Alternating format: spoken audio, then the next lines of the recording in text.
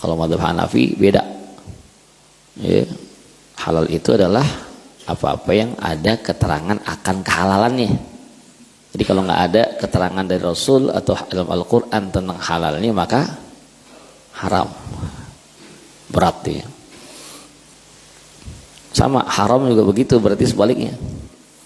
Ya, kalau mazhab Syafi'i, haram itu adalah yang Rasulullah SAW larang, ya, dalam hadis beliau atau dalam perbuatan beliau.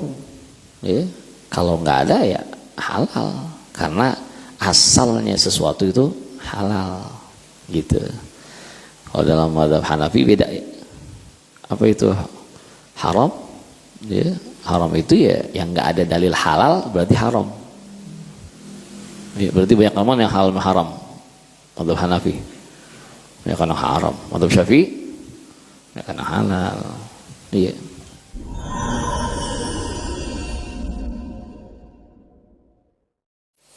Nah, di antara perkara yang halal dan yang haram ada namanya umur mustabihat, ya, mustabihat.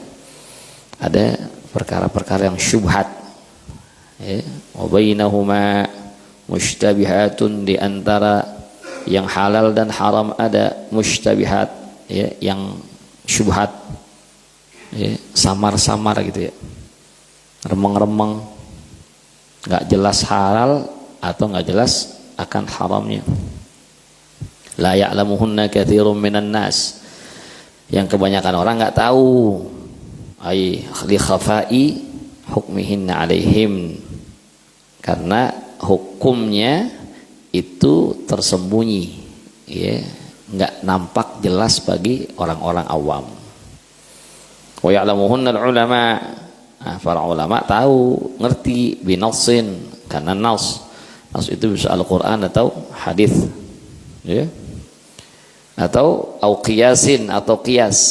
Apa qiyas? Ya, analogi, yaitu menyamakan hukum dari sesuatu kepada sesuatu yang sudah ada hukumnya dengan kesamaan ilat. Itu namanya apa? Qiyas. Ya. Contoh apaan? Gampang. Ya, kita korban potong kebo, boleh nggak? Kebo, kerbau, dalilnya apaan? Apaan dalilnya? Al-Quran nggak ada. Al-Baqarah sapi, bakor. Kebo, nggak ada kebo. Hadis nggak ada. Kenapa di zaman Rasul atau di Jazirah Arab nggak ada kebo? Di Indonesia banyak juga kebo. Nah, kok jadi boleh kita berkorban? Nah, ini namanya produk kias, ya, analogi. Ya, sapi boleh, kerbau memiliki sifat yang sama dengan sapi. Ya, dia hewan berkaki 4, hewan memah biak, ya, bereproduksi dengan apa ya? Dengan beranak, ya, bukan telur, dan seterusnya gitu. Ya, kesamaan dari makannya. Makannya apaan? Sapi sama kebo. Nasi ulam, dia nggak nasi ulam? Nasi goreng, nasi goreng gila, nggak ada ya, kan rumput hijau-hijauan itu. Ya, karena kesamaan dari, ya, sifat-sifat yang ada, maka disamakanlah hukumnya. Itu namanya apa? Qiyas. Iya. Karena banyak hal yang ada saat ini dan belum ada zaman Rasulullah Sallallahu Alaihi Wasallam. Kalau semua yang boleh hanya ada yang zaman Rasul, ya, banyak hal yang nggak boleh nih. Ya, apalagi dengan kemajuan teknologi, ya, dengan inovasi di berbagai hal, ya. Ini kita lihat bangunan nggak boleh semua nih. Karpet nggak ada zaman Nabi nih. Lekar begini nggak ada nih. Ya, speaker ada nggak ada, pakai kabel kecil begini nih. Iya. Dulu kabel gede-gede, ya, panjang-panjang, ya. Sekarang kecil, sama tuh, pas angin asik lagi. Lampu yang apa namanya itu, yang mendem, ada hiasannya, wah, saya nggak boleh semua nih,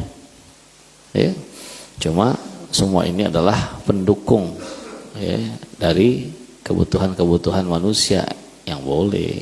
Kenapa? Karena Rasulullah SAW nggak larang gitu. Nah, famanit taqwa syubhat, ada perkara-perkara yang syubhat, atau istishab. Barang siapa yang meninggalkan syubhat, barang siapa yang menjauhkan diri dari hal-hal yang syubhat, yang halal dimau, yang haram dijauhin, termasuk yang syubhat. Ittaqa, taraka syubhat, dia meninggalkan syubhat. Jam'u syubhatin. Apa itu syubhah? Wa huwa ma yukhayyalu an-nadhir annahu hujjah wa laysa kadzalik. Sesuatu yang secara kasat mata kelihatan gitu seperti dalil, seperti hujjah, padahal bukan. Ada sesuatu yang enggak jelas.